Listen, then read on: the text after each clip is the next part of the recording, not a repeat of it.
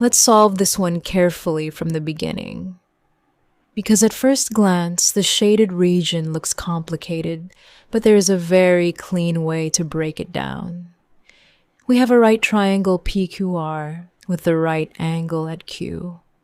Inside the triangle, there is a circle with center O, and the circle touches the two perpendicular sides PQ and QR at the points of tangency S and T.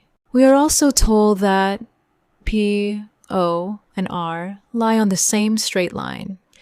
The length of PQ is 2 units, and the length of QR is 5 units. Our goal is to find the exact area of the shaded region. Now, before doing any calculations, let's identify what the shaded region actually represents. The shaded region is everything inside the large right triangle, but outside the semicircle. So instead of trying to calculate those separate shaded pieces one by one, we can calculate the entire triangle first, and then subtract the area of the semicircle. In other words, the key idea is shaded area equals area of triangle PQR minus area of the semicircle. So, now our job has become much simpler. We need the area of the triangle and we need the area of the semicircle. The triangle area is immediate, but to calculate the semicircle area, we first need to know its radius. So, let's call the radius of the circle lowercase r. Because S and T are points where the circle touches the two sides, the radius drawn to a point of tangency is perpendicular to the tangent line. That means OS is perpendicular to PQ, and OT is perpendicular to QR. Since OS and OT are both radii of the same circle, we have OS equals R and OT equals R. Now here is the useful observation. Let's connect the center O to the right angle vertex Q. This line QO divides the large triangle PQR into two smaller triangles, triangle PQO and triangle QOR. This is useful because the radius gives us the perpendicular height of both of these smaller triangles. Before finding those smaller areas, let's calculate the area of the entire right triangle PQR.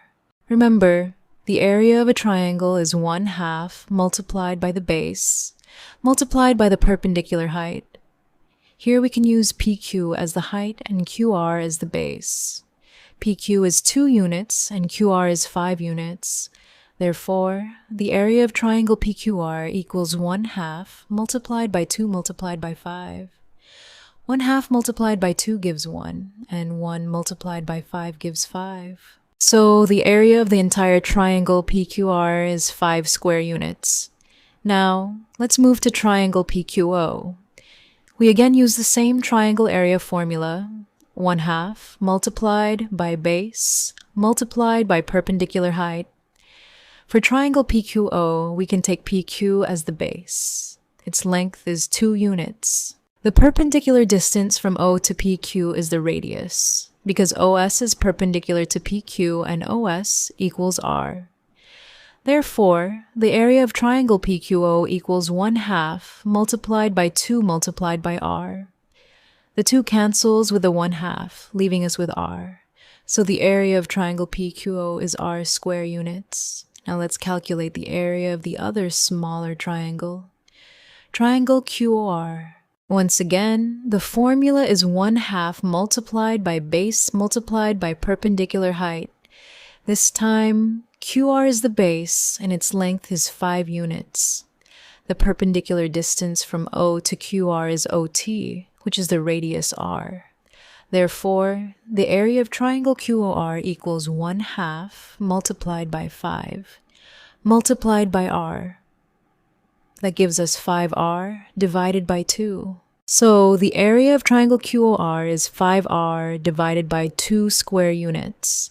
Now comes the important relationship. These two smaller triangles, triangle PQO and triangle QOR, fit together to form the entire triangle PQR. So the area of triangle PQR equals the area of triangle PQO plus the area of triangle QOR.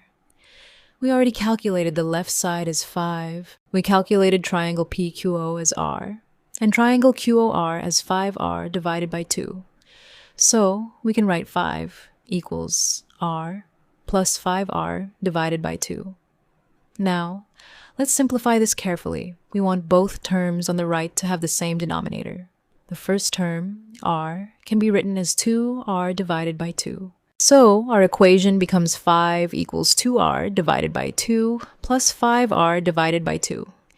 Since the denominators are now the same, we can combine the numerators. 2R plus 5R gives 7R. Therefore, 5 equals 7R divided by 2. Now we need to isolate R. Multiply both sides by 2.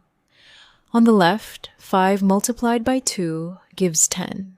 On the right, 2 multiplied by 7R divided by 2 cancels the 2's, leaving 7R.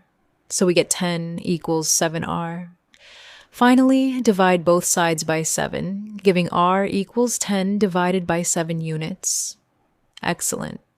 We now know the radius of the circle, so the radius is 10 divided by 7 units.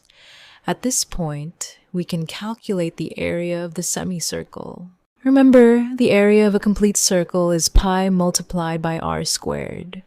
Since we only need half of the circle, the area of the semicircle is pi multiplied by r squared, all divided by 2.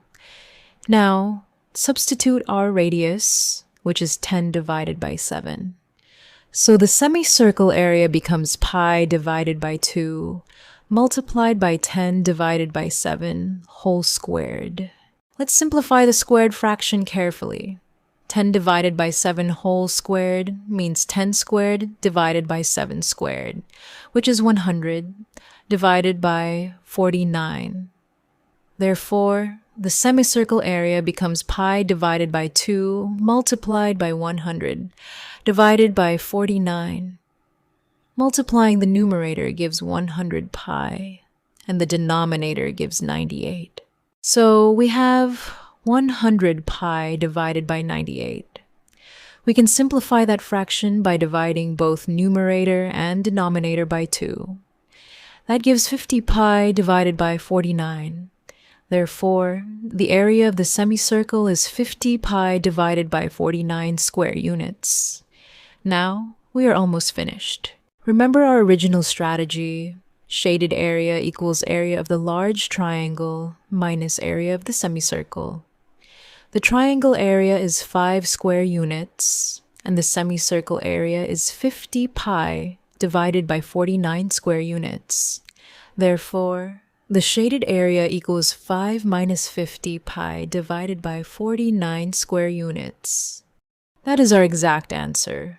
If we want a decimal approximation, we can use pi approximately equal to 3.14159.